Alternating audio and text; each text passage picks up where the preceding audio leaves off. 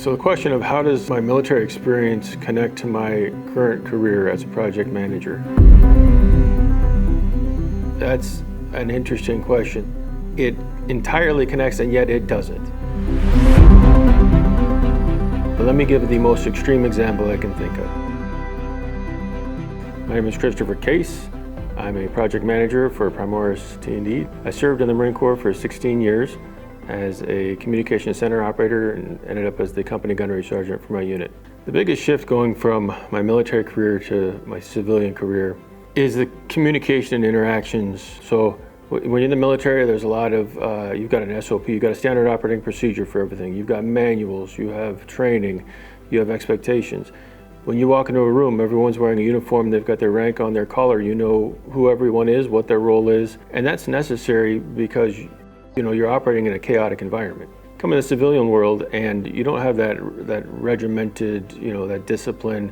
So that's a cultural shift. It took me a little while because initially my hope was everyone would realign themselves to meet me where I'm at. And of course, you got to meet them in the middle. You got to meet them where they're at.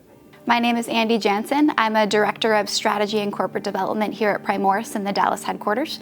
I served in the U.S. Navy as a surface warfare officer on the USS Anzio, a guided missile cruiser, and also a security squadron called Coastal Marine Squadron 4, and was a lieutenant in the Navy.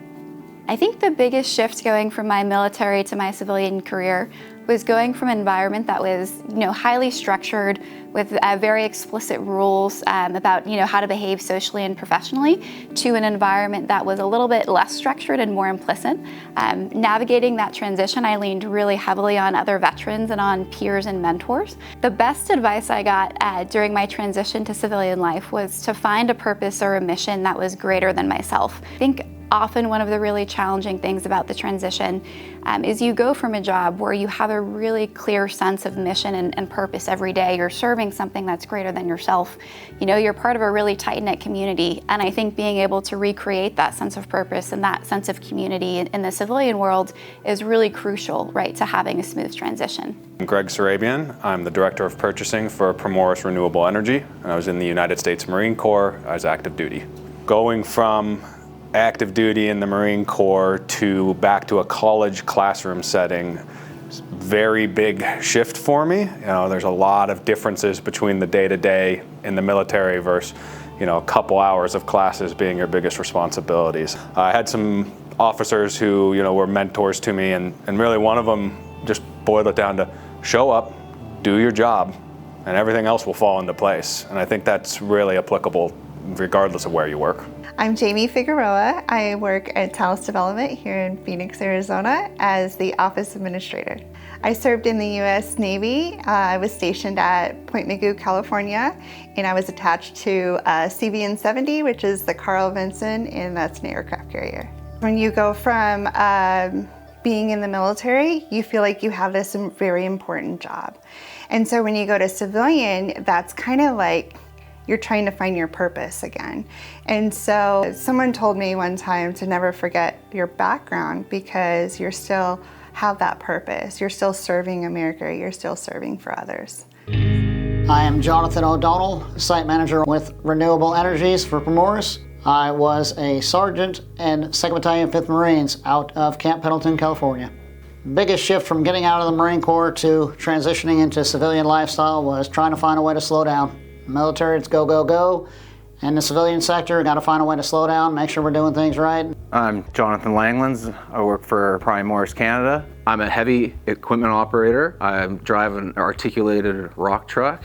When I was in the military, I was an armor crewman for the Canadian Armed Forces for 12 years. My current role is pretty similar to driving an infantry fighting vehicle, except for these vehicles have a lot bigger windows, so it's more comfortable working at Primoris. I had to learn how to slow down and relax a little bit more. Myself and everyone has the responsibility for safety up here, so you got to be on your toes at all times, just like the military. Why Primoris for a civilian career after military service? For me, the biggest draw is Primoris does real things in the real world. You're not working for some company that it's hard to explain to your family what you do when you get home. We're providing critical infrastructure services that really impact everyone's life. We don't need to get credit or thanks for everything we do. In fact, oftentimes when we do our job right, people don't notice. So when you come home, you flip the switch, you expect the light to come on. You preheat your oven, you just expect the gas to flow, right? There's all these things that we take for granted, and that's fine, but what we're providing is just an essential service for our way of life. When I was looking for a civilian job, I was really looking for a role that would challenge me and help me grow. And second is I wanted to be part of an organization with a team-oriented culture that had a mission or a purpose that I could feel proud of. I think that last thing is the first thing that drew me to Primoris. I think the work that we do, providing services that are critical to our communities, that's something that's really easy to wake up every morning and feel proud about. Primoris is a great company that offers a lot of growth, a lot of spots for folks to truly excel. Definitely like being in a position where I'm able to help folks become better versions of themselves. Getting out of the military, I was looking for something to do, and there was a solar farm down the road. Ended up starting in solar, and that was 16 years ago. Turned back around, and now here we are. I was not an electrician by trade. My military time was infantry. I've been very fortunate. Everything that I've been able to learn has been on-the-job training from picking it up, starting with this industry. Being a veteran and understanding that, you do have to wake up at 0600 and you do have to grind until the day is done.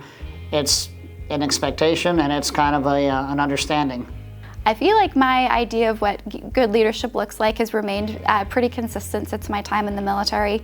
I think one of the most important aspects of it is setting the tone, right? So treating people with respect and consideration, and also setting the example that you want to see, right? So really practicing what you preach. I used to tell my young Marines, when I was a staff NCO, that you cannot be an effective leader unless you're an effective follower. And, there's kind of this American ethos that we almost, by default, we want to reject the idea of being a follower. No one wants to be a follower. It almost sounds like an insult. But if there are no followers, there's no leaders. Right? I mean, you're working as a team. If you're, senior in your chain of command, issues an order, and you then tell your troops, the captain wants us to do this, well, then you've just undone any ability to be successful. You cannot be an effective leader unless you're an effective follower. Success to me is totally different than when I was 20 years old or 19 in the military. Success to me is being proud of the work that I do, being proud of the work that my team is doing, and being a part of something that everyone is proud of. Success for me now is, having a role or a job that I enjoy going to, but also allows me the time to go home. I have a 5-year-old daughter, I have another daughter on the way.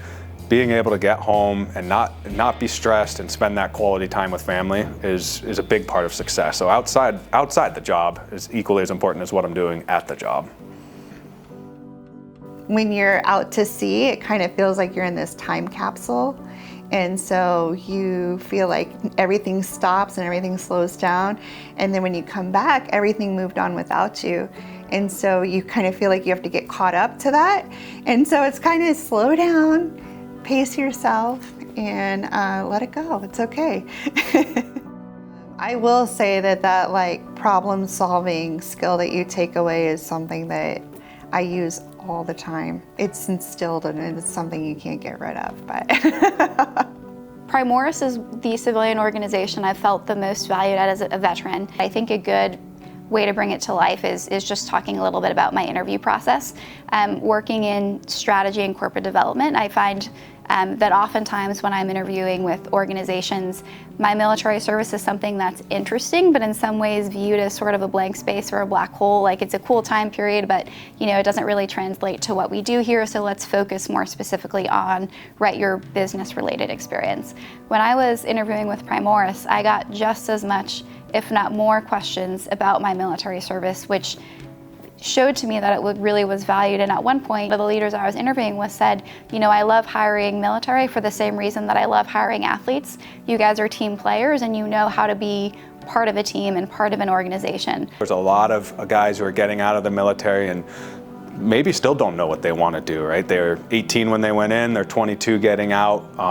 We have excellent opportunities in the field. And if you could get someone and start them on a track as a field engineer or out there, you give them a real opportunity for a lot of growth. And that, I think their skill set will lend itself. So if that's something we could do more of, is helping get involved in military transition programs, or doing field to field type, quote unquote training, I think that would be really helpful. What excites me about the future Primoris is we're so diversified that no matter what direction we go, we're set up and ready for it. We're bringing energy, we're bringing power to folks that need it.